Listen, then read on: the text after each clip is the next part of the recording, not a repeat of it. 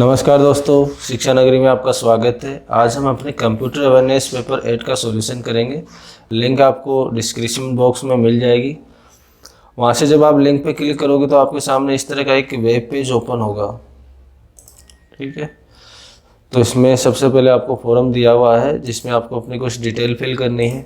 सबसे पहले आपको अपनी ईमेल आईडी लिखनी है। मैं अपनी ईमेल आईडी लिख देता हूँ। फिर आपको अपना नाम, एक सेकेंड, उसके बाद में मोबाइल नंबर और लास्ट में अपने को एड्रेस में आप अपनी सिटी का नाम लिख देंगे। फिर नेक्स्ट पर क्लिक करेंगे तो आपके सामने आपका पेपर ओपन होगा।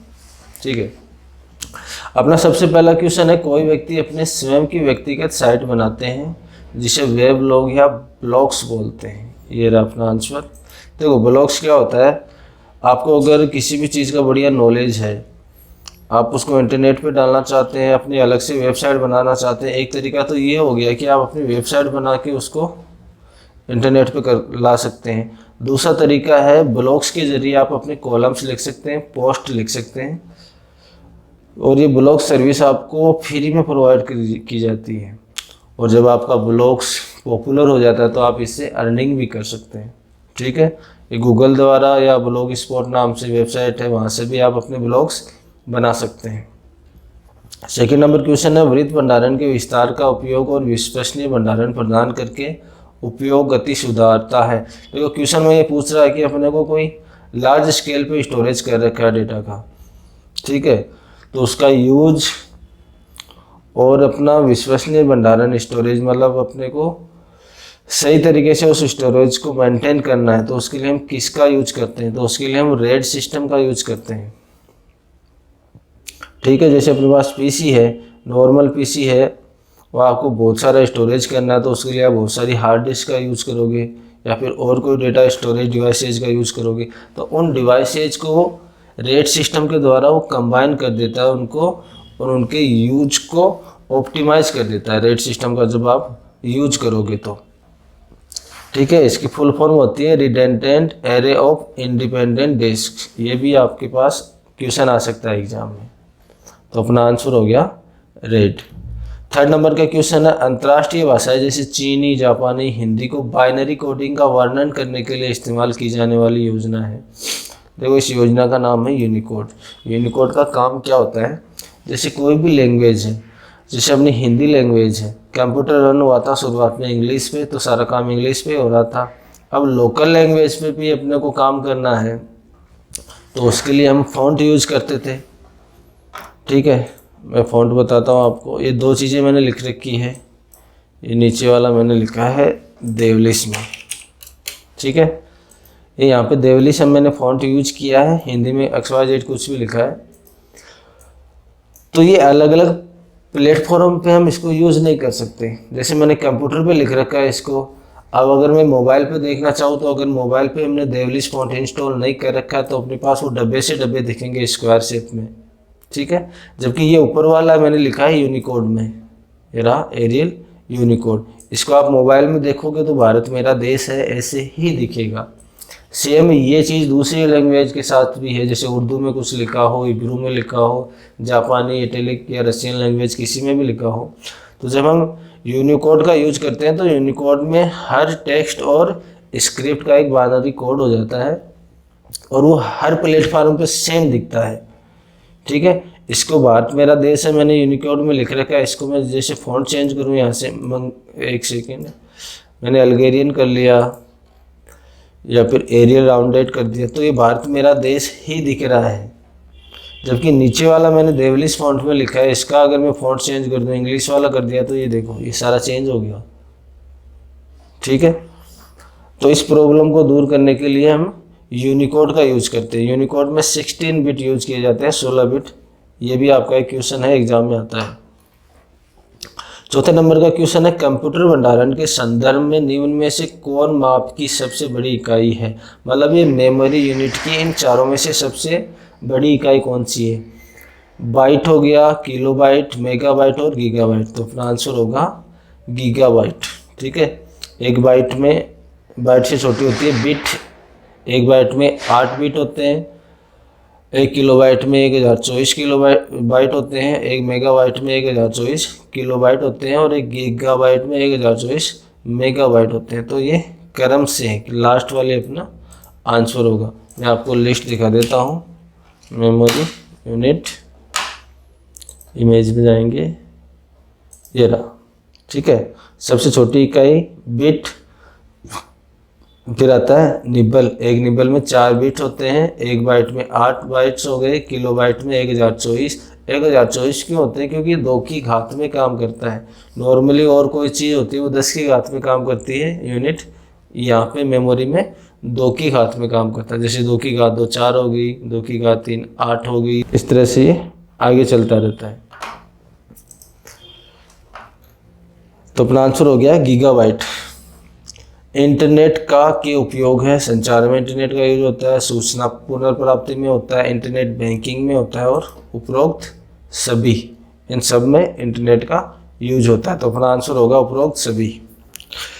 लिनक्स मूलतः हेलसिंकी विश्वविद्यालय में सन 1991 में इनके द्वारा विकसित की गई थी। तो अपना आंसर होगा लिनुस टोवाल्ड। ये कहीं पे लिनस टोवाल्ड भी लिखा हुआ होता है क्योंकि इनका नाम LINUS आता है, तो लिनुस बोल देते हैं, लिनस बोल देते हैं।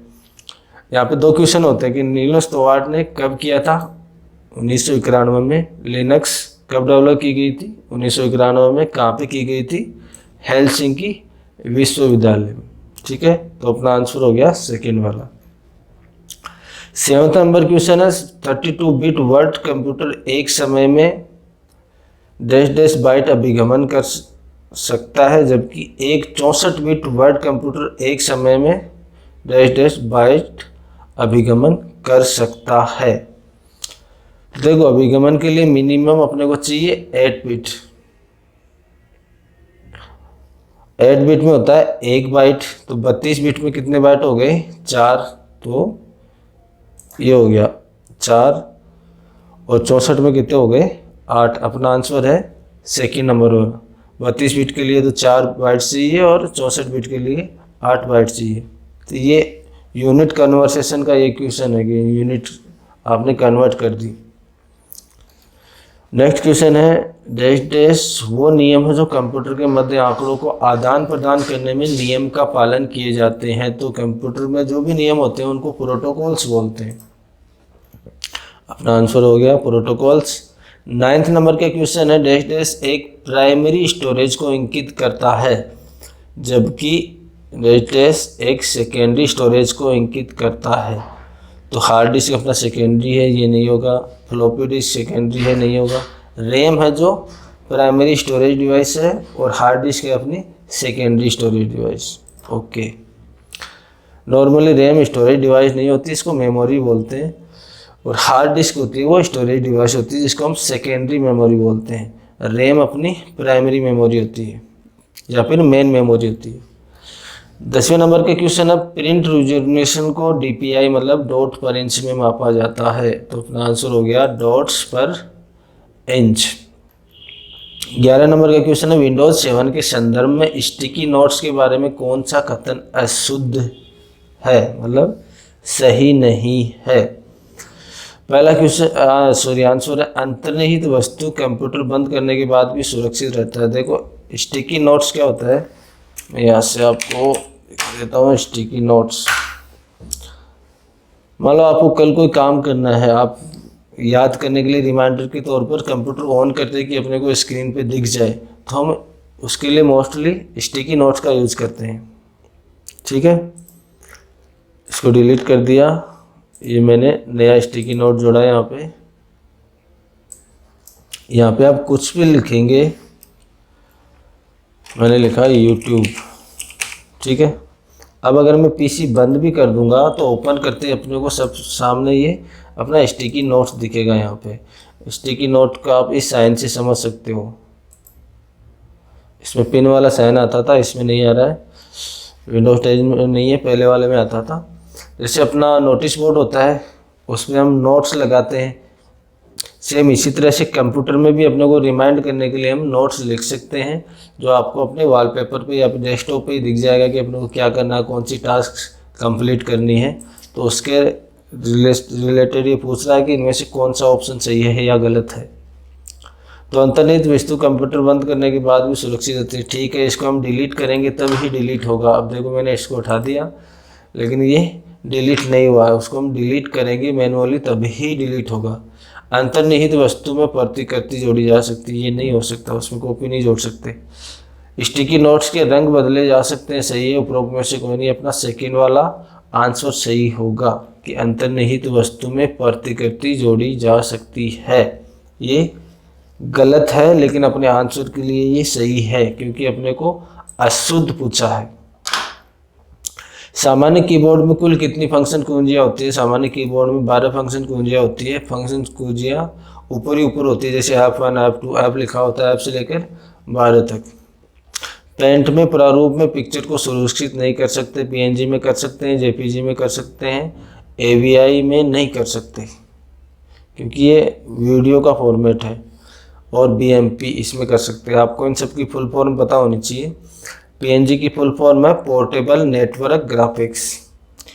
JPG या फिर JPEG बोलते हैं इसको, इसकी फुल फॉर्म है जॉइंट फोटोग्राफिक एक्सपर्ट्स ग्रुप। और AVI है अपना वीडियो फॉर्मेट, इसको बोलते हैं ऑडियो वीडियो इंटरफेस। और BMP बिटमैप इमेज फाइल को बोलते हैं। 13वें नंबर का क्वेश्चन है, निम्न में कौन माइक्रोसॉफ्ट ऑफिस का वैध संस्करण नहीं है? मतलब माइक्रोसॉफ्ट ऑफिस का वर्जन नहीं है। ऑफिस XP है, ऑफिस विस्टा नहीं है। ये विंडोज विस्टा नाम से माइक्रोसॉफ्ट का ऑपरेटिंग सिस्टम आया था। फिर ऑफिस 2007 आया, 2010 भी आया। 15 नंबर का क्वेश्चन है, MS वर्ड 2010 को चलाने के लिए ये शॉर्टकट पूछ रहा है। तो ये शॉर्टकट ये होता है WinWord.x। इसको हम इंटर दबाते हैं, अपना MS वर्ड ओपन हो जाता है। ठीक है, तो अपना आंसर होगा WinWord.x। MS वर्ड 2010 में टेक्स्ट के मध्य में लाने के लिए शॉर्टकट कुंजी है। ये अलाइनमेंट के बारे में पूछ रहा है। ये अपना वर्ड हो गया, इस टेक्स्ट को बीच में लाना है तो क्या करेंगे, ये सेंटर अलाइनमेंट हो गया। अगर हमें राइट साइड में लाना होगा तो राइट अलाइनमेंट, लेफ्ट में लाना हो तो लेफ्ट अलाइनमेंट। अपने को पूछा सेंटर, तो बीच में। और इसके लिए इसने शॉर्टकट कुंजी पूछी है। देखो आप यहाँ पे लेके आओ तो आपको शॉर्टकट दिखा देगा। सेंटर के लिए Ctrl+E, तो अपना आंसर क्या होगा, Ctrl+E। वैसे सेंटर के लिए Ctrl+C होना चाहिए क्योंकि C हो गया। लेफ्ट के लिए L आता है, राइट के लिए R आता है, सेंटर के लिए C आना चाहिए, लेकिन C हमने कॉपी करने के लिए पहले से कर रखा है तो यहाँ पे Ctrl+E सेलेक्ट करते हैं। ये शॉर्टकट है इसका। MS Excel 2010 में Shift+ फॉर्मूला डालने के लिए Shift+F3 का यूज करते हैं। का उपयोग इसके लिए किया जाता है तो फॉर्मूला को एक्सेल में बोलते हैं फंक्शन।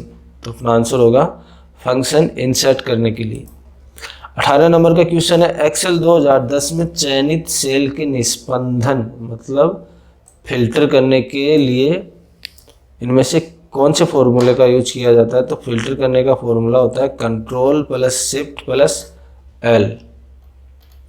19 नंबर के क्वेश्चन में पूछा है, MS PowerPoint 2010 में डेट सुसज्जित टेक्स्ट मतलब डेकोरेटिव टेक्स्ट को सम्मिलित करने के लिए प्रयोग किया जाता है। देखो MS PowerPoint हुआ, वर्ड हुआ, एक्सेल हुआ, इनमें हम वर्ड आर्ट का यूज करते हैं डेकोरेटिव टेक्स्ट का इंसर्ट करने के लिए। वर्ड आर्ट क्या होता है, यहाँ से देखो इंसर्ट, ये रहा अपना वर्ड आर्ट। तो यहाँ पे आप ये रहा, तो डेकोरेटिव टेक्स्ट का यूज यहाँ से कर सकते हो। MS PowerPoint 2010 में निम्न में से कौन सा स्लाइड में डिफ़ॉल्ट फर्स्ट सेटअप ओरिएंटेशन होता है? देखो ओरिएंटेशन दो तरह का होता है, जैसे मैं वर्ड में दिखाऊँ। इस पेज को मैं छोटा करता हूँ। ये सीधा खड़ा पेज है, मतलब इसकी हाइट ज़्यादा है, चौड़ाई कम है, तो इसको बोलते हैं पोर्ट्रेट मोड। और इसका मैं मोड ओरिएंटेशन चेंज करता हूँ लैंडस्केप। लैंडस्केप में क्या होता है, इसकी चौड़ाई ज़्यादा होती है और हाइट कम होती है। अभी पूछा है कि पावर पॉइंट में डिफ़ॉल्ट क्या होता है, तो ये पावर पॉइंट हो गया, अपना ओपन कर लिया। ये देखो ये डिफ़ॉल्ट रूप से इसकी चौड़ाई ज़्यादा होती है, हाइट कम होती है। तो कौन सा ओरिएंटेशन हो गया, ये लैंडस्केप ओरिएंटेशन हो गया। तो अपना आंसर क्या होगा, landscape. Dash dash web browser नहीं है, इनमें से ब्राउज़र कौन सा नहीं है? ओपेरा ब्राउज़र है। आउटलुक एक्सप्रेस अपना वेब ब्राउज़र नहीं होता है। सफारी है जो गूगल एप्पल वाले में आता है। और नेटस्केप नेविगेटर ये पुराना ब्राउज़र है, अभी तो ये बंद हो गया है, लेकिन ये ब्राउज़र ही है। तो अपना आंसर होगा आउटलुक एक्सप्रेस। मोजिला फायरफॉक्स है, मोजिला फायरफॉक्स एक वेब ब्राउज़र होता है, तो अपना आंसर हो गया वेब ब्राउज़र।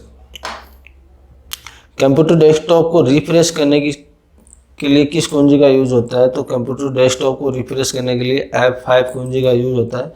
ये जो अपने ब्राउज़र ओपन कर रखा है, वेब पेज को भी रिफ्रेश करते हैं तो भी F5 का यूज़ करते हैं, ठीक है।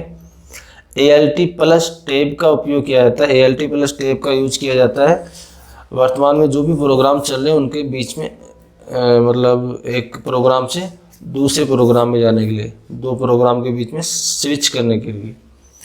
तो चल रहे प्रोग्राम को बंद करने नहीं होगा, चल रहे प्रोग्राम के मध्य स्विच करने के लिए। देखिए मैंने दबाया ALT प्लस टैब, तो ये सारे प्रोग्राम दिखा दिए। अब इनमें से किस में जाना है आप सेलेक्ट कर सकते हो। जैसे इसमें जाना है PPT वाले में तो पावर पॉइंट में आ गए, वर्ड में जाना है तो वर्ड में आ गए, ALT प्लस टैब की मदद से। तो अपना आंसर हो गया चल रहे प्रोग्रामों के मध्य स्विच करने के लिए। 25 नंबर का क्वेश्चन है, निम्न में से कौन सा MS वर्ड 2010 में फॉन्ट स्टाइल नहीं है? तो इनमें से फॉन्ट स्टाइल कौन सा नहीं है? बोल्ड भी है, इटैलिक भी है, रेगुलर भी है, सुपरस्क्रिप्ट नहीं है। देखिए सुपरस्क्रिप्ट होता है एक और दूसरा होता है सबस्क्रिप्ट। दोनों में फर्क क्या होता है? जैसे मैंने यहाँ पे कुछ लिखा, इनसे रिलेटेड अगर मैं आपको एग्जांपल बताऊं तो आप क्या करेंगे? जैसे H2O लिखते हैं, H लिख दिया, 2 लिख दिया, O लिख दिया, लेकिन ये गलत है। 2 अपना नीचे आना चाहिए। तो 2 को सेलेक्ट किया, होम पे गए, तो ये अपना सब स्क्रिप्ट बोलते हैं 2 को अगर हम नीचे लेके जाएं, ठीक है। और दूसरा होता है अपना सुपर स्क्रिप्ट। जैसे 10 की घात मैंने 2 लगाना, तो 2 ऊपर जाएगा, तो 2 को सेलेक्ट किया, ये हो गया अपना सुपर स्क्रिप्ट। ये सुपर स्क्रिप्ट हो गया, ऊपर लेके जाना, नीचे लेके जाना सब स्क्रिप्ट हो गया। तो ये फॉन्ट स्टाइल नहीं है, फॉन्ट तो यहाँ से आएगा, ये सारे फॉन्ट हो गए अपने, या फिर हमने इटालिक कर दिया, बोल्ड कर दिया, ये फॉन्ट स्टाइल हो गए। सब स्क्रिप्ट और सुपर स्क्रिप्ट अपना फॉन्ट स्टाइल नहीं होता है। तो अपना आंसर होगा सुपर स्क्रिप्ट। निम्न में से कौन सा MS वर्ड 2010 में पेज मार्जिन नहीं है? पेज मार्जिन का सिंपल सा मतलब होता है कि पेज में हम ऊपर, नीचे, दाएं और बाएं चारों तरफ जगह छोड़ के ही लिखते हैं, ठीक है। तो जैसे मैं इसका ओरिएंटेशन सही करता हूँ, ये रहा। या तो आप ऊपर की तरफ जगह छोड़ोगे, लेफ्ट की तरफ, राइट की तरफ। जैसे मैंने इसमें कुछ सारे को उठाया, मैंने इसमें लिखना स्टार्ट करेंगे तो यहाँ से स्टार्ट होगा, ठीक है। ऊपर की जगह खाली है, लेफ्ट में जगह खाली है, और यहीं तक आएगा, ये लास्ट तक, इस कोने तक नहीं जाएगा। और लास्ट में नीचे भी हम जगह खाली छोड़ते हैं। तो इस चारों तरफ जो जगह खाली छोड़ते हैं उसको पेज मार्जिन बोलते हैं। तो पेज मार्जिन कहाँ नहीं होता है? सेंटर में नहीं होता है। तो अपना आंसर क्या होगा? सेंटर, मतलब मध्य में। 27 नंबर क्वेश्चन है, निम्न में से कौन MS वर्ड 2010 की स्क्रीन के रूलर में उपलब्ध नहीं है? देखो रूलर क्या होता है? रूलर हम स्केल को बोलते हैं। अभी यहाँ पे कोई रूलर नहीं है, मतलब कोई स्केल नहीं है। स्केल का शॉर्टकट ये यहाँ पे है, इसको दबाएंगे तो अपने पास ये आ जाएगा। इसमें होता क्या है? ये तो हो गया अपना लेफ्ट इंडेंट की, यहाँ से स्टार्ट होगा। ये अपना राइट इंडेंट, प्लस में आप इसको दबा के यहाँ तक लगे आओगे तो ये टैब वाला बटन है। जैसे मैंने टैब दबाया तो ये यहाँ पे आके रुकेगा, इसके जस्ट नीचे। दूसरा टैब अगर मैं यहाँ पे करूँ तो दूसरा टैब सीधा यहाँ से यहाँ आ जाएगा, ठीक है। तो क्या है अपना टैब स्टॉप बॉक्स, ये है लेफ्ट इंडेंट, राइट इंडेंट ये है, मध्य इंडेंट। मध्य इंडेंट नाम से कोई चीज़ नहीं होती है, ठीक है। तो अपना आंसर होगा मध्य इंडेंट। निम्न में से कौन MS एक्सेल 2010 में वैध सेल का पता है? देखो MS एक्सेल में सेल का पता कैसे होता है? जैसे MS एक्सेल में मैंने यहाँ पे क्लिक किया तो इस सेल का एड्रेस अपने को यहाँ पे मिलेगा। ये है M15, एम क्या है यहाँ पे, ये रहा, ठीक है। ये तो अपना कॉलम हो गया, एक सेकेंड, ये रहा M50, ये तो अपना कॉलम हो गया और ये अपनी रो होगी। तो पहले कॉलम का नाम आता है, फिर साथ में ही रो का नाम आता है, कोई स्पेस कोई साइन बीच में नहीं होता है, ठीक। तो इस तरह से अपना कौन सा है 1A, 1 में पहले अपना रो आ गया, पहले रो का नाम नहीं आता, पहले कॉलम का आता है। इधर देखो, पहले कॉलम का नाम आता है, पहले कॉलम का नाम किसमें है, इसमें A1, A1 कौन सा अपना फर्स्ट वाला सेल A1, तो अपना सही आंसर क्या होगा A1, बाकी सारे गलत है। निम्न में से कौन सा विकल्प MS Excel 2010 में प्रत्यक्ष रूप से डेटाबेस से संबंध साधने के लिए संभव नहीं है। देखिए क्वेश्चन को आप समझना कि निम्न में से कौन सा विकल्प MS Excel में 2010 में प्रत्यक्ष रूप से डेटाबेस में संबंध साधने के लिए संभव नहीं है। आप एक से एक का मैच कर सकते हैं, ठीक है, कर सकते हैं, एक से अनेक का कर सकते हैं, ये भी ठीक है, अनेक से अनेक का आप नहीं कर सकते। भाई आपको एक्सेल में कोई भी डेटा मैच करवाना है तो आप एक का तो बहुत सारों से कर सकते हैं, एक का एक मतलब परफेक्ट मैच भी कर सकते हैं, लेकिन अनेक से अनेक की 10 चीज़ें हैं, वो आपको दूसरी फाइल में सर्च करनी है 10 एक साथ, तो वो आप नहीं कर सकते। आपको एक से एक का या फिर एक से अनेक का रिलेशन ही खोजना पड़ेगा, ठीक है। तो अपना आंसर होगा अनेक से अनेक। निम्न में से कौन सा विकल्प MS पावरपॉइंट 2010 में कस्टम एनिमेशन कार्यफलक को पूर्व निर्धारित या कस्टम गतिपथ में लागू करने की अनुमति देता है। तो इसको बोलेंगे हम इफेक्ट को ऐड करना, मतलब इफेक्ट पहले से उसमें डिफाइन किया होता है कि अगर इस इफेक्ट का इस्तेमाल करोगे तो ये ऐसे कार्य करेगा। तो बस ये लैंग्वेज हिंदी में है जो ऐसे ही बोली हुई है कि पूर्व निर्धारित या कस्टम गतिपथ में लागू करने की अनुमति देता है, तो इफेक्ट इस चीज़ की अनुमति देता है। अपना आंसर होगा प्रभाव को जोड़ना। कोई इफेक्ट क्या होता है कि हमने पहले से डिफाइन कर रखा है कि पेज कैसे रोल होके आएगा या फिर किस तरह से घूमेगा, ऊपर जाएगा या नीचे जाएगा, वो सब पहले से ही डिफाइन होता है, मतलब पूर्व निर्धारित होता है। तो अपना आंसर हो गया प्रभाव को जोड़ना। 31 नंबर का क्वेश्चन है MS पावरपॉइंट 2010 में मास्टर स्लाइड। देखो मास्टर स्लाइड क्या होती है कि मास्टर स्लाइड में अगर कोई भी इफेक्ट डालते हैं हम तो सारी स्लाइडों में आ जाता है, ठीक है। तो इसमें क्या है, आपको सभी स्लाइड में समान रूप प्रदान करता है, आपके नई स्लाइड को जोड़ने के लिए, सभी स्लाइड को एक साथ देखने के लिए अनुमति प्रदान करता है नहीं। अपना आंसर होगा आपको सभी स्लाइड में समान रूप प्रदान करता है, मतलब अगर आप इसमें कोई इफेक्ट डालोगे तो वो सब में आ जाएगा। निम्न में से कौन सा विकल्प MS पावरपॉइंट 2010 में टेक्स्ट की स्लाइड में जोड़े बिना मानक प्लेस होल्डर का उपयोग करते हुए आपको सक्षम बनाता है। देखो इसका क्या मतलब है, जैसे टेक्स्ट हमें लिखना है तो ये टेक्स्ट की स्लाइड है, इसमें आपने क्लिक किया तो आप यहाँ पे XYZ कुछ भी लिख सकते हो, ठीक है। लेकिन आपको इसमें इसको जोड़े बिना डायरेक्ट ही लिखना है तो हम क्या करेंगे, इंसर्ट अपने पास टेक्स्ट वर्ड, तो अब आप यहाँ से डायरेक्ट कुछ भी लिख सकते हैं। क्लिक किया टेक्स्ट बॉक्स में कुछ भी लिखो, आपको टेक्स्ट स्लाइड की ज़रूरत नहीं है, इसको उठा के आप कहीं पे भी रख सकते हो, ओके। तो अपना आंसर क्या हुआ, टेक्स्ट बॉक्स टूल। URL का विस्तृत मतलब फुल फॉर्म है यूनिवर्सल रिसोर्स लोकेटर होता है, इसकी फुल फॉर्म ये रहा चौथे नंबर का। एक सेकेंड, यूनिवर्सल नहीं, यूनिफॉर्म रिसोर्स लोकेटर या फिर लोकेशन। एक्चुअली इसमें कुछ मिस्टेक है आंसर में, क्योंकि यूनिफॉर्म रिसोर्स लोकेटर इसका आंसर होता है। अपने पास किसी भी आंसर में ऐसा नहीं दिया होता है। अब अगर यूनिफॉर्म रिसोर्स लोकेशन अगर इसका है तो मैं गूगल पर सर्च कर लेता हूँ, यूनिफॉर्म रिसोर्स लोकेशन, एक सेकेंड, लोकेशन एंटर। ये देखो ये लोकेटर ही होता है, ओके। मैं उसको चेंज कर दूंगा, आपको यहाँ पे यूनिफॉर्म रिसोर्स लोकेटर शो होगा। यहाँ पे टाइपिंग करने में कोई मिस्टेक हुई है। अपना आंसर होगा यूनिफॉर्म रिसोर्स लोकेटर, लोकेशन नहीं लोकेटर। क्वेरिटी किससे संबंधित है? क्वेरिटी कीबोर्ड से संबंधित है। देखो कीबोर्ड का जो लेआउट होता है वो 2-3 तरह से आता है। एक तो क्वेरिटी मतलब अपना सिंपल कीबोर्ड है जिसमें ऊपर QWERTY होता है। दूसरा होता है AZERT से शुरू होता है, क्यू की जगह ए होता है, 2-4 कीज होती है वो अलग अलग जगह होती है। और तीसरा होता है डुअर्क नाम से, उसमें कीबोर्ड के लिए उससे मतलब क्रम से कोई मतलब नहीं होता। इसका नाम है एक अगस्त डुअर्क नाम से साइंटिस्ट था, उसने डेवलप किया था वो लेआउट, तो उसके नाम से डुअर्क नाम से कीबोर्ड लेआउट होता है।